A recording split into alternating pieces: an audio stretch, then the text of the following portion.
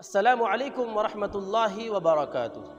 ناظرین، کبھی کبھی ایسا ہوتا ہے کہ نماز کے دوران ہم رکعتوں کی تعداد بھول جاتے ہیں اور ہمیں یہ یاد نہیں رہتا ہے کہ ہم نے کتنی رکعتیں پڑھی ہیں، 2 پڑھی ہیں یا 3 پڑھی ہیں، 3 پڑھی ہیں یا 4 پڑھی ہیں۔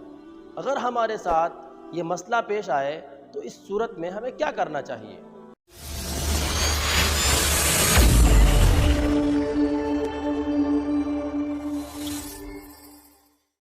دیکھیں، اس کے لیے کئی صورتیں ہیں۔ پہلی صورت تو یہ ہے کہ اگر کسی کے ساتھ یہ مسئلہ پہلی مرتبہ پیش آیا ہے، یعنی اس کو یہ شک پہلی مرتبہ ہوا ہے، اس سے پہلے کبھی نہیں ہوا تھا، یا اگر ہوا بھی تھا تو کافی عرصہ گزر گیا ہے، تو اسے چاہیے کہ وہ اپنی نماز کو توڑ دے اور دوبارہ نماز پڑھے۔ لیکن اگر کسی کو یہ شک بار بار ہوتا ہے، ان کے ساتھ یہ مسئلہ بار بار پیش آتا ہے، تو ان کا فیصلہ ان کے غالب گمان پر ہوگا، یعنی جن رکعتوں کا انہیں زیادہ یقین ہے اسی کے مطابق فیصلہ ہوگا۔ اگر اسے زیادہ یقین ہے کہ 3 رکعتیں ہوئی ہیں تو پھر اس کو 3 مان کر چوتھی رکعت مکمل کرے گا اور اخیر میں سجدہ سہو کر کے نماز مکمل کرے گا۔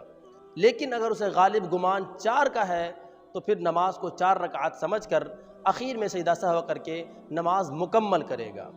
لیکن اگر انہیں کسی پر غالب گمان نہیں ہے، یعنی 50-50 ہے، بین ہے، تو اس صورت میں وہ کیا کرے؟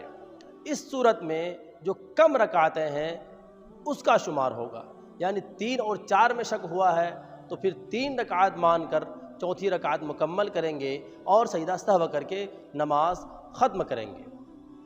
اسی طرح اگر 2 اور 3 میں شک ہوا ہے تو نماز کو 2 رکعتیں مان کر 4 رکعت کی نماز ہے تو پھر 2 رکعتیں مکمل کریں گے اور سجدہ سہو کر کے نماز کو ختم کریں گے۔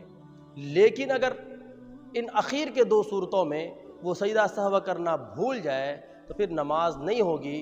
اگر نماز کا وقت ہے تو نماز کا اعادہ کرے، اگر نماز کا وقت نہیں ہے تو پھر وہ نماز کی قضا کرے۔